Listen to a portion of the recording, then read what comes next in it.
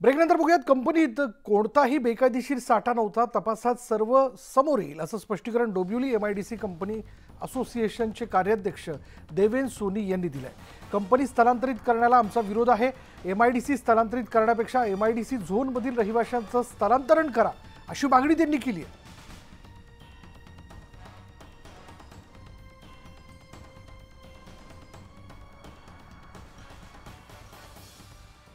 MIDC industrial झोनमधील ज्या कंपन्या आहेत या कंपन्यांचे एक असोसिएशन आहे आणि त्या असोसिएशनचे कार्याध्यक्ष देवेन सोनी आपल्यासोबत आहेत। सोनी साहेब, कालची जी अमुदान कंपनीची घटना घडली आहे या घटनेबाबत काय सांगाल? घटना दुर्दैवी घटना घडलेली आहे, तर पण अजून कशी घडली, कशामुळे झालेली आहे, काय ह्युमन एरर होता का, टेक्निकल एरर होता का, त्याच्यात कंपनीमध्ये काय चुकी झालेली आहे ते अजून त्या कंपनीमधलं आपल्याला कोणी भेटलेलं नाहीये, म्हणून ते नक्की काय झालेलं ते अजून सांगता येत नाही। वारंवार अशा घटना घडत आहेत।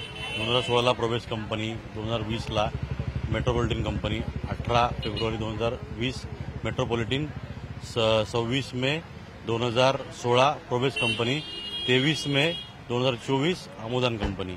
मोठे स्फोट झाले आहेत, अनेक जीवितहानी झाल्या आहेत, अनेक नुकसान झालेलं आहे। प्रत्येक वेळेस अशा घटना घडल्या की ठपका हा कंपनीवर ठेवला जातो। बरोबर आहे, इंडस्ट्रीजवर ठपका ठेवला जातो, कारण आता इंडस्ट्रीजमध्ये आता हे ऍक्च्युली तुम्ही बघायला गेलात तर पर्सेंटेज वाईज तुम्ही बघायला गेलात पूर्ण जेवढे ऍक्सिडेंट होतात पूर्ण देशभरात त्याच्यात आपला जो आहे तो एकदम कमी आहे।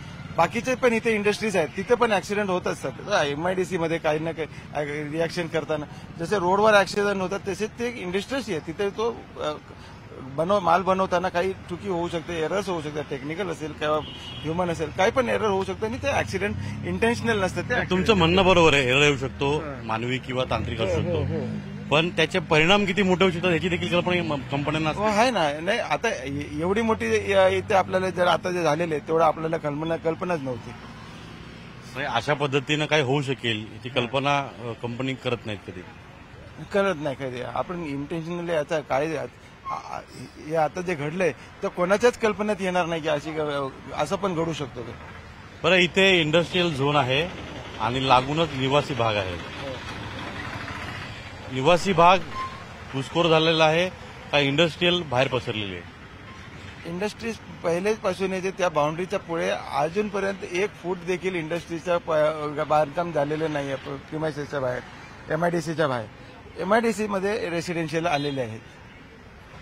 तुमचं म्हणणं आहे की तुमच्या एमआयडीसी झोनमध्ये रेसिडेन्शियल आले? हो। जबाबदार कोण आहे? परमिशन देणारे अधिकारी। पण रेसिडेन्शियल हा इंडस्ट्रियल झोन आहे, मग परवानगी का दिली ते आता त्यांना विचारावं लागेल मला। आपण कधी विरोध केला नाही का? आम्ही विरोध केलेला आहे, तरी पण ते परवानगी देत आहेत, नाहीतर मग कशी काय उभी राहिली असते। व्हिडिओ जर्नलिस्ट प्रवीण शेट्टीसह अजित मांढरे, न्यूज 18 लोकमत, डोंबिवली।